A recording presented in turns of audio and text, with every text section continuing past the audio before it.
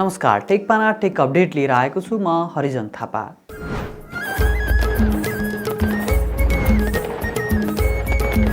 सत्ताइस वर्षदेखि इन्टरनेटको स्पिडमा मात्र होइन, प्रविधि सुविधा सृजनशीलतामा पनि सधैँ छिटो।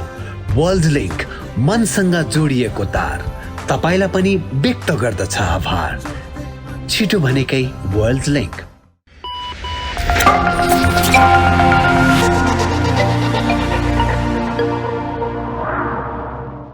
अपडेट सुरु गरौँ ट्राफिक प्रहरीले भित्र्याएको लागु पदार्थ सेवन जाँच्ने मसिन सम्बन्धी समाचारबाट। मादक पदार्थ सेवन मापसे मात्र नभई अब लागु पदार्थ सेवन लापसे गरेर सवारी चलाउनेलाई पनि प्रहरीले कारबाही गर्ने भएको छ। यसका लागि प्रहरीले लागु पदार्थ सेवन जाँच गर्ने छुट्टै प्रविधि प्रयोगमा ल्याएको छ।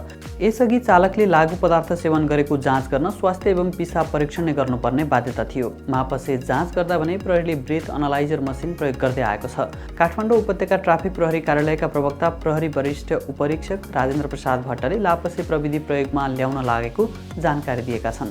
यसले लागु पदार्थ सेवन जाँचमा सहज हुने उनको भनाइ छ। चालकले लागु पदार्थ सेवन गरेको छ छैन भन्ने कुरा पनि टेस्ट गर्न थालेका छौँ।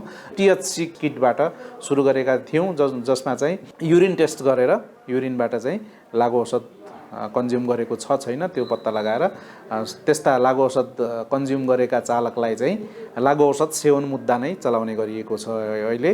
त्यसपछि हालसालै यो सोटोक्सा भन्ने एउटा चाहिँ ड्रग एनालाइजर मेसिन हामीले प्राप्त गरेका छौँ। मुखको स्वाब लिएर त्यो मेसिनमा स्वाब इन्टर गरिन्छ र त्यसले चाहिँ त्यो स्वाबबाट ड्रग एनालाइज गरेर कुन ड्रग युज गरे नगरेको चाहिँ रिपोर्ट त्यसबाट चाहिँ प्रिन्ट निकाल्न सकिन्छ। त्यो पनि हामी प्रयोगमा ल्याइरहेका छौँ। लागु पदार्थ सेवन गरेको पनि अब रेसियोमा हेर्दाखेरि धेरै नै भेटिएको छ। हामीले अब जस्तो 20 देखि 25 जनालाई चेक गर्दाखेरि 6 जना 8 जनासम्म चाहिँ पोजिटिभ देखिएको अवस्था छ। क्युआर क्विक रेस्पोन्समा आधारित भुक्तानी प्रणाली मार्फत 1 महिनामै पौने 21 अर्ब रुपियाँको कारोबार भएको छ। नेपाल राष्ट्र बैंकले सार्वजनिक गरेको मासिक भुक्तानी प्रणाली सूचक अनुसार गत फागुन महिनामा 20 अर्ब 77 करोड 60 लाख रुपियाँको कारोबार क्युआर मार्फत भएको देखिएको हो।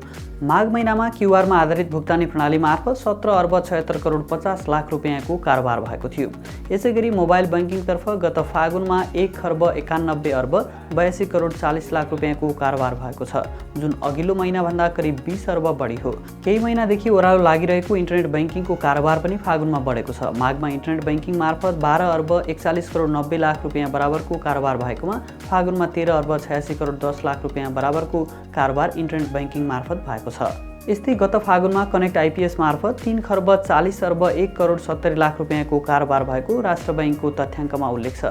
यस्तै नेपालमा 1 करोड 67 लाख बढीले डिजिटल वालेट प्रयोग गर्ने गरेको राष्ट्र बैंकले जनाएको छ। उक्त प्रतिवेदन अनुसार फागुनमा मात्रै 5 लाखभन्दा बढी डिजिटल वालेट प्रयोगकर्ता थपिएका छन्। सरकारी सेवालाई अनलाइन मार्फत प्रवाह गर्ने कार्यक्रममा समस्या नै समस्या रहेको महालेखा परीक्षकको कार्यालयले जनाएको छ। बिहिबार आफ्नो 60औं वार्षिक प्रतिवेदनको सारांश सार्वजनिक गर्दै महालेखाले सरकारको अनलाइन सेवामा रहेको समस्या औल्याएको हो। कार्यालयले विद्युतीय राहदानी प्राप्त गर्न झनै समस्या हुने भन्दै चिन्ता व्यक्त गरेको छ। ठेक्का सम्झौताको अदूरदर्शिताले विद्युतीय राहदानीको सेवा प्रवाहमा असर पुग्ने कार्यालयको विश्लेषण छ। यस्तै नागरिकताको विवरण मात्र समावेश गरी जारी गरिएको राष्ट्रिय परिचय पत्रको औचित्यमाथि पनि महालेखाले प्रश्न उठाएको छ। राष्ट्रिय परिचय पत्रको विवरणमा नागरिकताका साथै पासपोर्ट, लाइसेन्स, मतदाता परिचय पत्र, जग्गा जमिनको विवरण, करदाता परिचय लगायतका सबै प्रकारको सूचना तथा विवरण एकीकृत गर्नुपर्ने महालेखाको ठम्याइ छ। यस्तै सुरक्षण मुद्रण छापाखाना जडानको खरिद प्रक्रिया नै आरम्भ नगरी हालसम्म राज्यको 2 अर्ब 15 करोड 18 लाख 58 हजार रुपियाँ खर्च भएको विवरण पनि महालेखाको प्रतिवेदनमा उल्लेख छ। प्रतिवेदनले ग्रामीण दूरसञ्चार विकास कोषको रकम संयुक्त लगानीको आयोजनामा खर्च गर्नुको साटो अनुदान दिने कार्यमा प्रयोग भएको निष्कर्ष पनि निकालेको छ। प्रतिवेदनले पेमेन्ट गेटवे बनाउने नाममा राज्यको झन्डै 25 करोड रुपियाँ झ्वाम पारिएको विवरण पनि सार्वजनिक गरेको छ। राष्ट्रिय सूचना प्रविधि केन्द्र अन्तर्गत गेटवे स्थापना र सञ्चालनको कार्य सम्पन्न गर्न भन्दै खरिद सम्झौता गरी 94% रकम भुक्तानी भइसकेको परियोजना नै गुमनाम पारिएको बताइएको हो। मुलुकभित्र र बाहिर हुने भुक्तानीलाई पूर्ण रूपमा विद्युतीय माध्यमबाट गर्ने उद्देश्यले राष्ट्रिय पेमेन्ट गेटवे स्थापना गर्ने भनिएको थियो। हाम्रो पात्रो अन्तर्गतका हाम्रो पे र हाम्रो रेमिट दुवै सेवा आपसमा जोडिएका छन्। यससँगै नयाँ वर्ष 2080 को वैशाख 1 गतेदेखि हाम्रो रेमिटबाट पठाएको रेमिटेन्स हाम्रो पे वालेटमा प्राप्त गर्न सकिने भएको छ।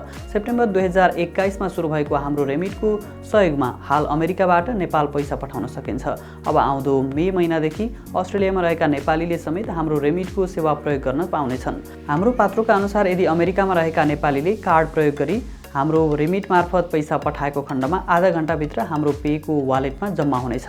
अन्य रेमिटेन्स कम्पनीबाट पठाएको पैसा समेत यसैगरी हाम्रो पे मार्फत प्राप्त गर्न सकिने व्यवस्था मिलाउने कार्य भइरहेको हाम्रो पात्रोले जनाएको छ। 2080 साल वैशाख 1 गतेदेखि सेवा प्रदायक कम्पनीले नै आफ्नो मोबाइल तथा इन्टरनेट सेवाको गुणस्तर मापन गर्नुपर्ने भएको छ। नियामक नेपाल दूरसञ्चार प्राधिकरणले निर्धारित न्यूनतम गुणस्तर कायम गर्न नसक्ने सेवा प्रदायकको अनुमतिपत्र खारेज सम्बन्धी व्यवस्था गर्दै जारी गरेको गुणस्तर सम्बन्धी विनियमावली 2079 नयाँ वर्षदेखि कार्यान्वयनमा आउन लागेको हो। विनियमावलीले आधारभूत दूरसञ्चार सेवा, आधारभूत टेलिफोन सेवा, मोबाइल सेवा, इन्टरनेट तथा डेटा सेवा सञ्चालन गर्दा सेवा प्रदायकले कायम गर्नुपर्ने गुणस्तर निर्धारण गरेको छ। विनियमावली प्रारम्भ भएसँगै दूरसञ्चार सेवा सञ्चालन गर्ने सेवा प्रदायकले त्यस अनुरूप सेवाको गुणस्तर कायम गर्नुपर्नेछ। सेवा प्रदायकहरूले विभिन्न स्थानमा आफूले प्रदान गर्ने सेवाको गुणस्तर आफैले परीक्षण तथा मापन गर्नुपर्ने र त्यसको प्रतिवेदन प्रत्येक 3 महिनामा प्राधिकरणमा बुझाउनुपर्ने व्यवस्था रहेको छ। शिक्षा, विज्ञान तथा प्रविधि मन्त्री अशोक कुमार राईले डाँफे र मुनाल उपग्रह नेपालको ठूलो उपलब्धि भएको बताएका छन्। अन्तर्राष्ट्रिय मानव अन्तरिक्ष दिवसका अवसरमा नेपाल विज्ञान तथा प्रविधि प्रज्ञा प्रतिष्ठान नास्टमा बुधबार भएको स्पेसकन 2023 कार्यक्रममा बोल्दै मन्त्री राईले यस्तो बताएका हुन्। अब नेपालको अन्तरिक्ष यात्रा सुरु भएकाले ती उपग्रह ठूलो उपलब्धि भएको उनको भनाइ थियो। नेपालमा अवसरहरू धेरै भए पनि त्यसलाई धेरै सदुपयोग गर्न नपाएको उनले बताएका छन्। यदि ती अवसरहरूलाई सदुपयोग गर्न सके नतिजा धेरै राम्रो हुने उनको भनाइ छ। तर आफू पनि विज्ञानको विद्यार्थी भएकाले यससँग नाता जोड्ने आकांक्षा अब मन्त्रालयबाट पुरा गर्ने बताएका छन्। नेपाल टेलिकमले प्रिपेड तथा पोस्टपेड मोबाइलका ग्राहकलाई लक्षित गर्दै नयाँ वर्ष 2080 को अफर ल्याएको छ। वैशाख 6 गतेसम्म सञ्चालन हुने अफरमा कम्पनीले भोइस, डेटा र बोनस अन रिचार्ज प्याकेज उपलब्ध गराउनेछ। कम्पनीले 49 रुपियाँमा 1 दिन चलाउन सकिने 1 MBPS अनलिमिटेड डेटा र नेपाल टेलिकमकै नेटवर्कभित्र कल गर्न सकिने 100 मिनेट अन नेट भोइस सेवा उपलब्ध गराउनेछ। यसैगरी डेटा प्याकेज अन्तर्गत 98 रुपियाँमा 6 GB डेटा, 179 रुपियाँमा 13 GB डेटा र 294 रुपियाँमा 20 GB डेटा र 379 रुपियाँमा 30 GB डेटा प्याकेज उपलब्ध गराउनेछ। त्यसैगरी एमपोस र फिजिकल रिचार्जबाट रिचार्ज गर्दा समेत बोनस अन रिचार्जको रूपमा डेटा प्याकेज उपलब्ध गराउने घोषणा गरेको छ। यस्तै एनसेलले पनि नयाँ वर्ष 2080 को अवसरमा अफर ल्याएको छ। ग्राहकले 65 रुपियाँमा 3 दिनका लागि 2 GB डेटा खरिद गर्न सक्नेछन्। त्यस्तै 479 रुपियाँमा 28 दिनका लागि 20 GB डेटा पाउन सकिने कम्पनीले जनाएको छ। त्यस्तै 888 रुपियाँमा 28 दिनका लागि 28 GB डेटा लिन सकिनेछ। नेपाल टेलिकमले पोखरा र वीरगञ्जमा पनि मोबाइल सेवाको पछिल्लो पुस्ता 5G सेवाको आन्तरिक परीक्षण गर्ने भएको छ। यसका लागि सिस्टम जडान तथा अन्य प्राविधिक तयारीको काम भइरहेको कम्पनीका प्रवक्ता शोभन अधिकारीले जानकारी दिएका छन्। टेलिकमले गत माघ 22 गते काठमाडौँमा 5G को आन्तरिक परीक्षण थालेको थियो। सबै प्रदेशका मुख्य सहरमा परीक्षण गर्ने योजना अनुसार दोस्रो चरणमा पोखरा र वीरगञ्जमा सिस्टम टेस्टिङको काम हुन लागेको हो। कम्पनीले आफ्नो बबरमल र सुन्दरा स्थित कार्यालयबाट 5G नेटवर्कको आन्तरिक परीक्षणको सुरुवात गरेको थियो। सर्वसाधारणका लागि पनि परीक्षण अवधिभर निःशुल्क सेवा दिने भने पनि यसबारे कम्पनीले कुनै पनि कदम चालेको छैन। अमेरिकाको सिलिकन भ्यालीमा स्टार्टअप सुरु गरेका डाक्टर प्रतीक देसाईले यदि मानिसहरूसँग आफ्ना प्रिय व्यक्तिहरूको पर्याप्त भिडियो र अडियो छ भने उनीहरू कहिले पनि टाढा हुनु नपर्ने दावी गरेका छन्। सन् 2023 भित्रै उनले एउटा यस्तो प्रविधि सार्वजनिक गर्ने बताएका छन् जसले मरेका मानिसहरूलाई जिउँदो मानिससँग नजिक बनाइरहने बताइएको छ।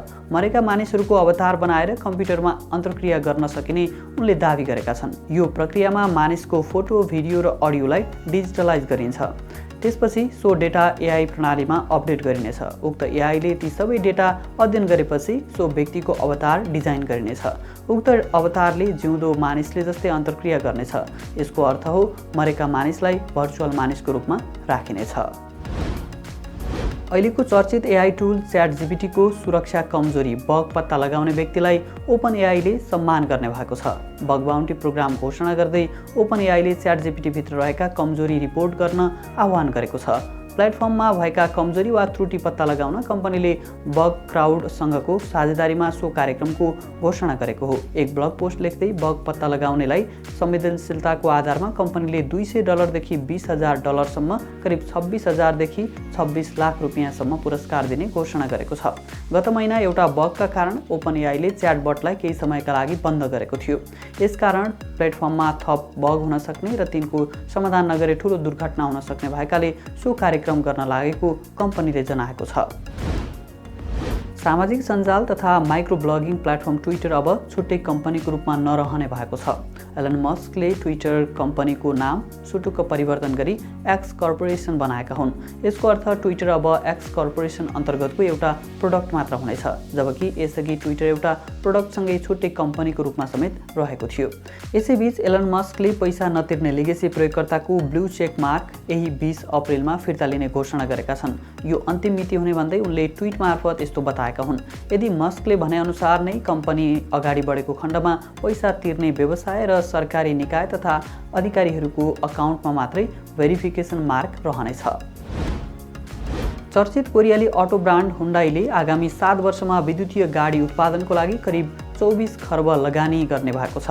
हुन्डाई मोटर्स ग्रुपले मङ्गलबार आफ्नो योजना सार्वजनिक गर्दै सन् 2030 सम्म विद्युतीय गाडीको उत्पादन, प्रविधि विकास र पाटपुर्जा निर्माण लगायतका अन्य विद्युतीय परियोजनामा 18.2 अर्ब अमेरिकी डलर अर्थात् 23 खर्ब 85 अर्ब लगानी गर्ने बताएको हो। यो लगानीसँगै विश्व विद्युतीय अटो बजारमा सन् 2030 सम्म बिक्रीका आधारमा तेस्रो ठूलो अटो निर्माता कम्पनी बन्ने योजना समेत हुन्डाईले लिएको छ। टेकपाना टेक अपडेट आजलाई यति नै। मङ्गलबार फेरि अर्को अपडेट लिएर आउँछौँ। टेकपाना हेर्दै अनि पढ्दै गर्नुहोला। नमस्कार।